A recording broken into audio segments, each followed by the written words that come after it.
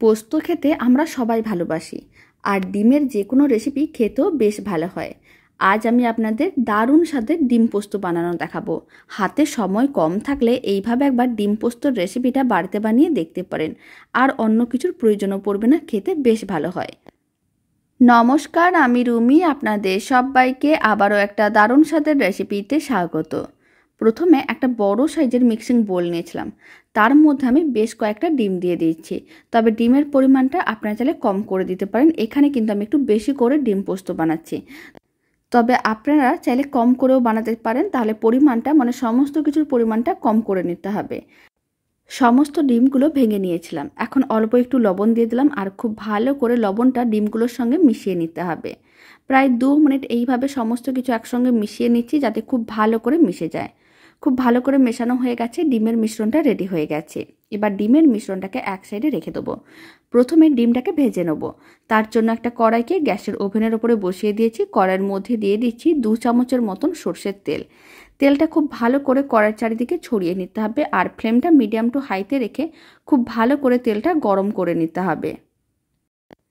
আর তেলটা যখন খুব ভালো করে গরম করা হয়ে যাবে, তখন যে ডিমের মিশ্রণটা রেডি করে রেখেছিলাম অল্প একটু লবণ দিয়ে, সেই মিশ্রণটা পুরোটাই কড়াইয়ের মধ্যে দিয়ে দিতে হবে। ফ্লেমটা মিডিয়াম টু হাইতেই রেখে ডিমটাকে ভেজে নিতে হবে। ডিমগুলোকে ঠিক ভুজিয়ার মতন করে ভাজবো, ছোট ছোট টুকরো করে ডিমগুলোকে ভাজতে হবে। এতে ডিম পোস্ত খেতে অনেক বেশি ভালো লাগবে, আর দেখতেও ভালো লাগবে। এইভাবে একবার ডিম পোস্তর রেসিপিটা বাড়িতে বানিয়ে দেখতে পারেন। খুব কম সময়ের মধ্যে রেডি হয়ে যায়, আর যা ভাত দিয়ে খেতে ভীষণ ভালো লাগে, অন্য কিছুর প্রয়োজনও পড়বে না। এইভাবে প্রায় 3 থেকে 4 মিনিট নাড়াচাড়া করে নিয়েছিলাম। আপনারা দেখুন ডিমের ভাজাগুলো রেডি করা হয়ে গেছে, বেশ ঝুড়ো ঝুড়ো হয়ে গেছে। এখন ফ্লেমটা লোতে করে সমস্ত ডিমের ভাজাগুলো তুলে রেখে দিতে হবে।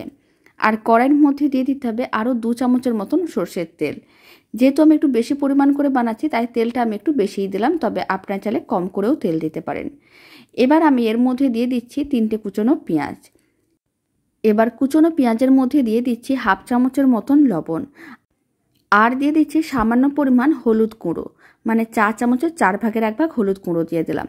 আর লঙ্কার গুঁড়ো দিয়ে দিচ্ছি 4 চামচের 3 ভাগের 1 ভাগ। সমস্ত কিছু একসঙ্গে খুব ভালো করে মিশিয়ে নিতে হবে। তারপরে কুচনো পেঁয়াজগুলোকে ভেজে নিতে হবে। লবণ দেওয়ার কারণে কুচনো পেঁয়াজগুলো কিন্তু অনেক তাড়াতাড়ি নরম হয়ে যাবে।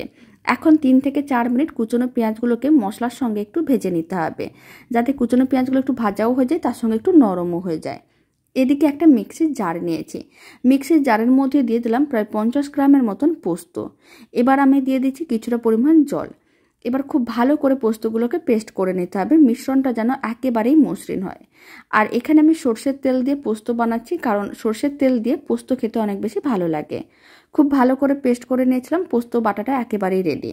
এদিকে কুচনো পেঁয়াজগুলো বেশ নরম হয়ে গেছে, আর ভাজা ভাজাও হয়ে গেছে। একবার ভালো করে নাড়াচাড়া করে নিতে হবে। যখন সমস্ত কিছু আর একবার ভালো করে নাড়াচাড়া করা হয়ে যাবে, তখন এই ভাজা পেঁয়াজের মধ্যে দিয়ে দিতে হবে পোস্ত বাটা। পুরোটাই একসঙ্গে দিয়ে দিলাম। তারপরে সমস্ত কিছু আবারও খুব ভালো করে মিশিয়ে নিতে হবে, আর মিডিয়াম ফ্লেমে 2 থেকে 3 মিনিট এইভাবে একটু নাড়াচাড়া করে নিতে হবে, যাতে পোস্ত বাটাটাও একটু ভাজা ভাজা হয়ে যায়। এতে খেতে অনেক বেশি ভালো লাগবে। আর 3টে কাঁচা লঙ্কাও দিয়ে দিলাম। এবার 2 থেকে 3 মিনিট এইভাবে একটু নাড়াচাড়া করে ভেজে নিচ্ছি। এতে খেতে কিন্তু ভীষণ ভালো হয়, বাড়িতে বানিয়ে দেখতে পারেন। আশা করি আপনাদের খুবই ভালো লাগবে। আর রেসিপিটি তো খুবই কম সময়ের মধ্যে রেডি করা হয়ে যায়। প্রায় 3 মিনিট ভেজে নিয়েছিলাম। এখন আমি এর মধ্যে দিয়ে দিচ্ছি ভেজে রাখা ডিম। আবার ডিমগুলোকেও একসঙ্গে খুব ভালো করে মিশিয়ে নিতে হবে। সমস্ত কিছু খুব ভালো করে মিশিয়ে নিয়েছিলাম। এখন মিক্সির জারের মধ্যে বেশ কিছুটা পরিমাণ জল দিয়ে, যেহেতু পোস্তটা বেটেছিলাম তাই বেশ কিছুটা পরিমাণ জল দিয়েছি, আর খুব ভালো করে মিক্সির জারটা ধুয়ে নিয়েছিলাম, সেই জলটাই দিয়ে দিলাম। এবার জলটাও খুব ভালো করে একসঙ্গে মিশিয়ে নিতে হবে। খুব বেশি জল দেওয়ার দরকার নেই, অল্পই জল দিতে হবে। এখন সামান্য পরিমাণ চিনি দিলাম। চিনিটা একেবারেই অপশনাল, আপনারা চাইলে দিতেও পারেন, নাও দিতে পারেন। আর অল্প একটু লবণ দিলাম, কারণ পেঁয়াজগুলো ভাজার সময় বেশ কিছুটা পরিমাণ লবণ দিয়েছিলাম, তাই সামান্য পরিমাণ লবণ দিলাম। এখন লবণ ও চিনিটা খুব ভালো করে মিশিয়ে নিতে হবে। তারপরে মিডিয়াম ফ্লেমে এইভাবে 5 থেকে 6 মিনিট রান্না করে নিতে হবে, যাতে পোস্তর জলটা ডিমের মধ্যে ভালো করে ঢুকে যায়। এতে খেতে অনেক বেশি ভালো লাগবে। এখন 4 থেকে 5 মিনিট এইভাবে রান্না করে নিচ্ছি।